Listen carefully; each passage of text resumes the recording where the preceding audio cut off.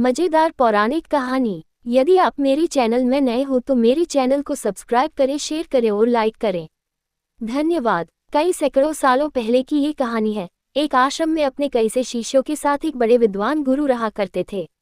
उनका अपने बच्चों को पढ़ाने का तरीका बहुत ही अलग था। किसी भी बात को समझाने के लिए कुछ ऐसे उदाहरण प्रैक्टिकली करके दिखाते थे जिससे बात बड़ी आसानी से समझ में आ जाए। वैसे तो उनके गुरुकुल में उनके सारे शिष्य बहुत खुश और सुखी दिखाई देते थे सिवाय एक के। एक दिन गुरु ने अपने उसी शिष्य को अपने पास बुलाया और उसके दुखी रहने का कारण पूछा। शिष्य ने बड़े दुखी मन से अपनी व्यथा सुनानी चालू की।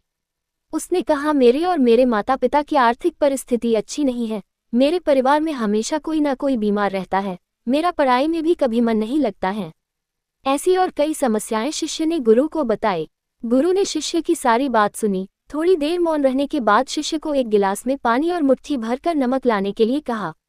गुरु के कहे अनुसार जब शिष्य दोनों चीजें लेकर आया तो गुरु ने नमक को गिलास में डालने के लिए कहा और फिर उसे पीने के लिए कहा। जैसे ही शिष्य ने उस नमक वाले पानी का एक घूंट लिया तो उसने तुरंत उल्टी कर दी। गुरु ने उससे पूछा कि इसका स्वाद कैसा लगा। शिष्य ने कहा, भयानक। अब गुरु उसको पास के एक तालाब के पास लेकर गया और उस तालाब में भी एक मुट्ठी नमक डालने के लिए कहा। शिष्य ने तालाब के पानी में एक मुट्ठी नमक डाला। तब गुरु ने कहा कि अब इसका स्वाद बताओ कैसा है। शिष्य ने तालाब का थोड़ा सा पानी चखा और कहा कि बहुत अच्छा, मीठा है। अब गुरु ने उसको कहा, बेटा तुमने अपने आप को उस छोटे से प्याले की तरह बना लिया है जिसमें मुट्ठी भर नमक यानी कि थोड़े से दुख भी तुम्हारी परिस्थिति को भयानक बना देते हैं, तुम्हारे दिल दिमाग को दूषित कर देते हैं।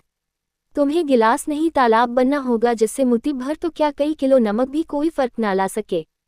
पौराणिक कहानी का सार। दोस्तों, ये प्राचीन कहानी हमें सिखाती है कि दुख दर्द हर किसी के जीवन में होते हैं, लेकिन हर किसी का नजरिया उनको देखने का, उनको सहन करने का एक समान नहीं होता है। इसलिए किसी को तो दुख बहुत बड़ा लगता है, किसी और के लिए वह कुछ भी ना हो। इसलिए हमें अपना नजरिया बदलना होगा ताकि हम हर दुख दर्द का सामना डटकर कर सके। पूरी कहानी सुनने के लिए धन्यवाद।